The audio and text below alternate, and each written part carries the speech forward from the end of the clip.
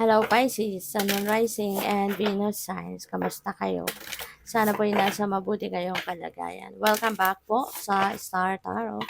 At kung bago kayo rito, welcome din po kayo. Please subscribe, like, share my videos, and leave me a comment kung naka-resonate po kayo. Thank you.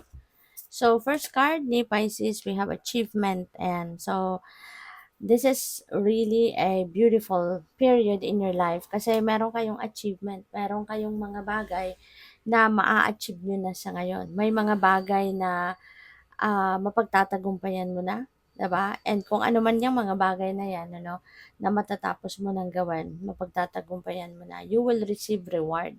At ang reward na to could be award, could be financial reward. So, pwedeng merong bibigay sa yung bonus, 'di ba? Or magkakaroon ka ng maraming pera.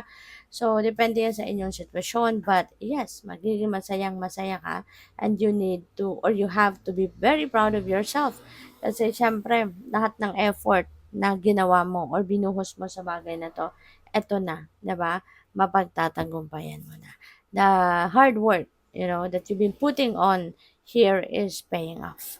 So we have wisdom of the Magi. Ayan. So there is mental clarity, no, na makakamit din kayo.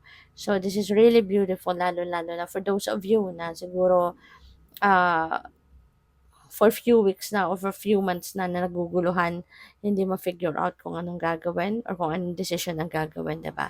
So, finally, you are getting that mental clarity. Kaya makakapag-decision ka na, makakapag-isip ka na kung ano yung gagawin mo. No? So, good for you. So, we have eternal spirit. Ayan. So, maybe ang iba sa inyo, kaya kayo magkakaroon ng mental clarity kasi you'll be able now to listen, no, to your intuition. You were able to connect with your higher self, diba? At kaya kayo magkakaroon na ng direction kasi you've been listening to the divine guidance. Kasi 'di ba, yung intuition natin, that is guidance from the divine. Those are messages coming from the divine universe na siyang nagbibigay sa atin ng gabay, siyang nagli-lead sa atin patungo sa tamang desisyon, tamang lugar, tamang direksyon, 'di ba, na dapat nating tahakin. So, by the way, maraming salamat for subscribing. And if you haven't subscribed yet, subscribe na kayo. And also, maraming salamat din for not skipping the ads. Malaking bagay yan sa akin. And also, please click the join button sa baba ng video kung gusto ninyo na mag-join kayo sa membership. Okay? So, tignan natin kung ano pa ang ganap. For Pisces, we have no one can give out, no one can outgive. Sorry, nabaliktad. No one can outgive God. Be generous with your gifts. Do more, be more, give more, and have more. Ayan. So, napakagandang reminder ito sa atin na maging generous. No? Maging generous tayo. Maging mapagbigay, 'di ba?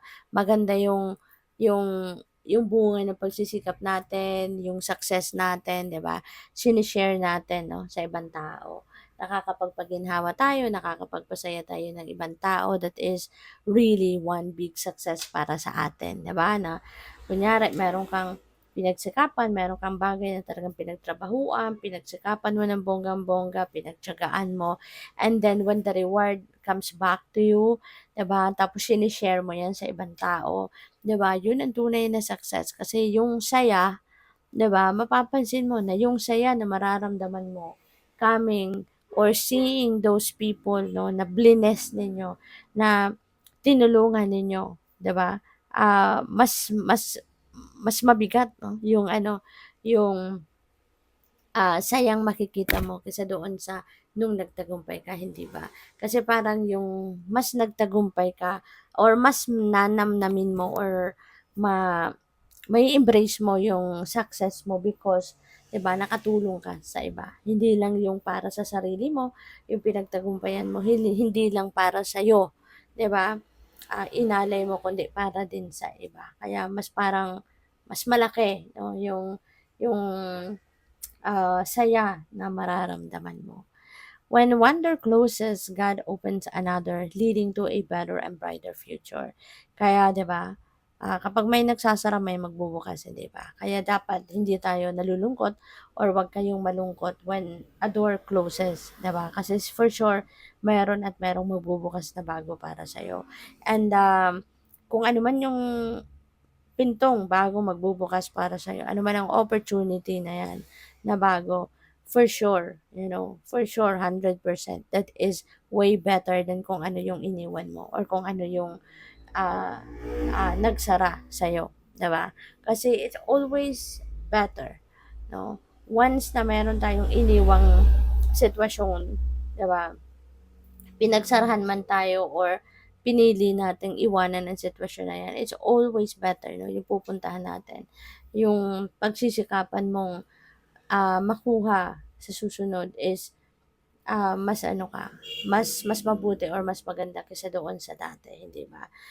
Kaya huwag kayong malungkot, no, when wonder closes to you because for sure the universe is preparing something better than that para sa'yo. Katulad na lamang ng trabaho, 'di ba? Minsan may mga sitwasyon na kunyari mas maagang tinapos ang kontrata mo, so natanggal ka na sa trabaho or kunyari na-terminate ka, 'di ba? Kunyari tinanggal ka sa trabaho, gano'n. 'Di ba, huwag ka ng malungkot, huwag kang magmukmok, huwag ka ng malungkot, but instead mas dapat nga maging excited ka because for sure there is something way better than that na mapupuntahan ka, 'di ba? Kasi may mga sitwasyon na hindi ka in order for you to, enter something new, 'di ba, kailangan meron kang room muna sa sarili mo. Meron kang lugar muna, 'di ba? Kasi hindi ka makakapag-accept or hindi ka makakatanggap ng something new sa buhay mo kung punong-puno ka, walang paglalagyan, 'di ba? Kaya yung mga gano'ng sitwasyon, 'di ba, 'wag kang malungkot, 'no, when one door closes kasi for sure, 'di ba, merong kapalit 'yan at mas maganda pa kaysa sa kung ano man ang dati mong ginagawa. So we have be kind always, even when someone doesn't seem to deserve kindness. Be kind anyway, for you know not of their struggles. Katulad na lamang ng mga minsan may mga na-encounter tayo ng mga masyadong sensitibo.